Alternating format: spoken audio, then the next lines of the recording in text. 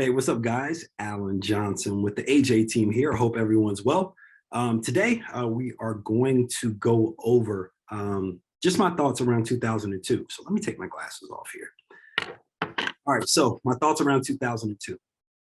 So my first thought is we are close to the top, right?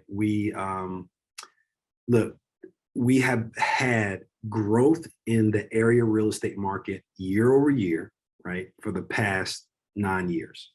If you look at traditionally every other real estate market, every other real estate cycle, they're always gonna be somewhere between 7 to 10 years, right? So if we are not at the top, we are very close to the top. That's number one. Number two, we're not likely to crash, okay? We're likely to stay steady and maybe decrease depending on your location or the condition of your property, right? These factors will matter more in the coming years. They really didn't matter over the past 2 to 3 years, but now these things will matter more. All right.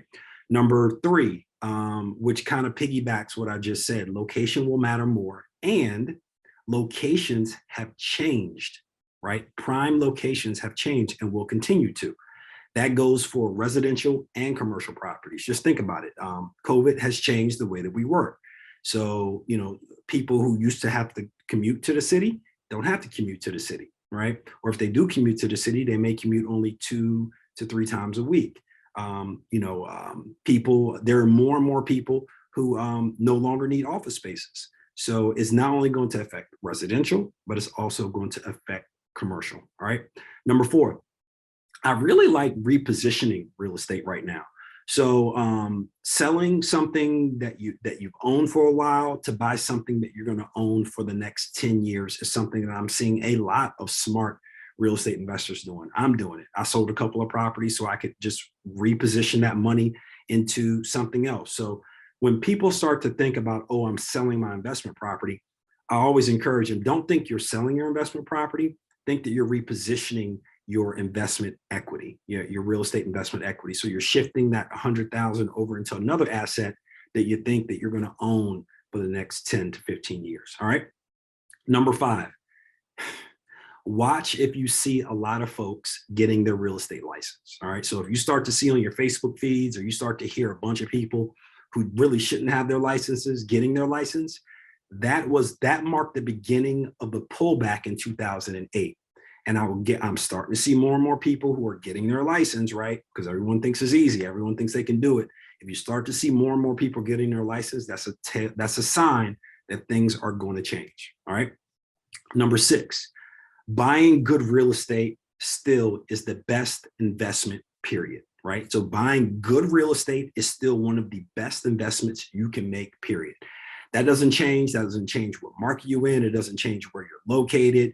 Doesn't change if you buy good real estate, it stands the test of time. So you should be thinking about, all right, am I buying good quality real estate, right? And if I have money sitting, I feel like the stock market is at the top, maybe it's a good time to shift that into hard assets, because over the next 10 years, good real estate will always matter. All right. So a couple things I'm watching for. I'm watching for super hot markets to see what they're going to do over the next couple months. I'm looking at builder inventory. All right. Builders bought a lot of expensive land over the past 2 years. So I'm starting to see more builders offer incentives that they didn't offer over the past 2 years.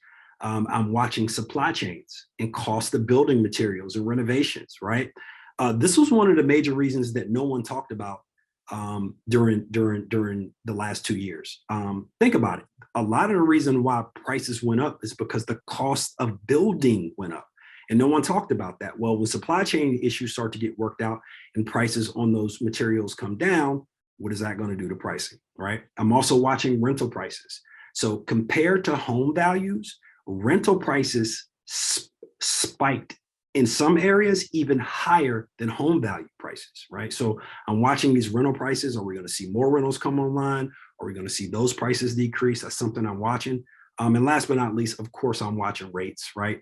The cost of your money is one of the driving factors when it comes to you owning real estate, right? And buying real estate. There's some real estate right now that I'm purchasing right now that I know is a little bit higher than I would like it to be.